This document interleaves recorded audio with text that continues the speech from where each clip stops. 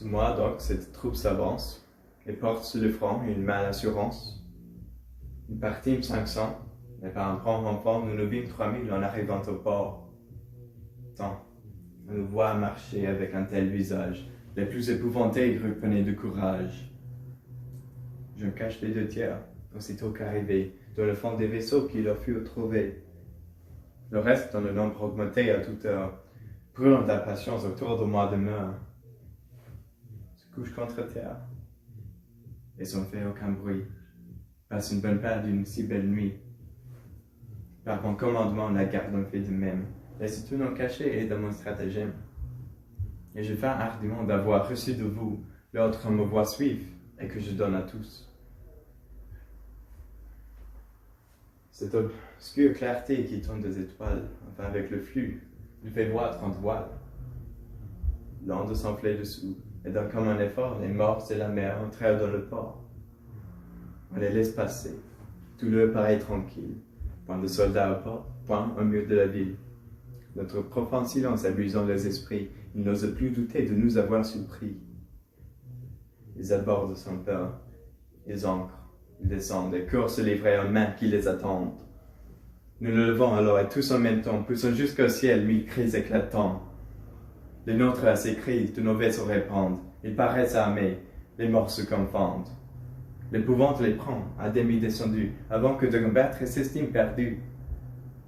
Ils couraient au pillage, ils rencontrent la guerre. Nous les pressons sur l'eau, nous les pressons sur terre. Et nous faisons courir des ruisseaux de leur sang, avant qu'aucun résiste ou reprenne son rang. Mais bientôt, malgré nous, le prince les rallie. Leur courage renaît et leur terreur s'oublie. La honte de mourir sans avoir combattu rétablit le désordre et leur rend leur vertu. Contre nous de pied ferme, ils tirent les épées. Des plus braves soldats, les trames sont coupées.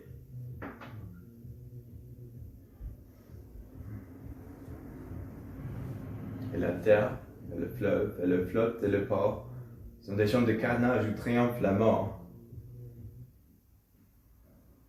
Oh, combien d'actions, combien d'exploits célèbres furent ensevelis dans l'oreille des ténèbres, où chacun se témoin des grands coups qu'il donnait, il pouvait discerner où le sort incliné. J'allais de tous côtés encourager les nôtres, faire avancer les uns et soutenir les autres, ranger ceux qui venaient, les pousser à leur tour, et n'ont pu rien savoir jusqu'au point du jour. Mais enfin, sa clarté montre notre avantage. Le mort vit sa perte, et perdit le courage. Et voyant un renfort qui nous vient secourir, l'ardeur de vaincre cède à la peur de mourir. Ils gagnent le vaisseau, ils en coupent les câbles, nous laissent pour adieu des cris épouvantables. Vont retraite en tumulte, et sont considérés si le roi avec eux peut se retirer. Ainsi, le devoir cède à leur frère plus forte. Le flux les apporta, le reflux les remporte. Cependant que le roi, engagé parmi nous, et quelque peu de l'heure tout percé de nos coups, dispute vaillamment et vendent bien leur vie, à se rendre moi-même en vain, je les convie. De se mettre au point, ils ne m'écoutent pas, mais voyant à leurs pieds tomber tous les soldats, et que se désommer en vain et se dépendent, ils demandent le chef, je me nomme, ils au rendent. Je vous les envoyais tous deux en même temps.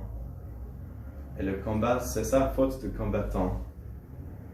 C'est de cette façon que pour votre service.